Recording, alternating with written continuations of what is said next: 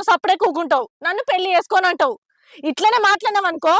నేను సప్పుడే కూకుంటలేను, నిన్ను పెళ్లి చేసుకొని అంటలేను, నిన్నే చేసుకుంటా. నేను చచ్చినా సరే నిన్నే చేసుకుంటా. అర్థమైందా? నువ్వు ఇప్పుడు నన్ను పెళ్లి చేసుకోకపోతే నేను ఇప్పుడే సత్తా.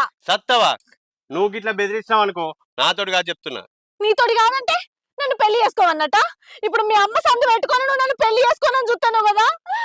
ఓరి దేవుడా, నేను ఎక్కడ పోదురా భగవంతా. నీ వెనక 4 ఏళ్ల సంది నువ్వే పానం అనుకున్నా, నువ్వే నా గుండెకాయ అనుకున్నా, నువ్వే నా లివర్ అనుకోని నీ చుట్ట తిరిగిన కాదురా. అచ్చుకుక్క ఎంబడి బొచ్చుకుక్క తిరిగినట్టు నీ ఎంబడి నేను తిరిగిన కాదురా.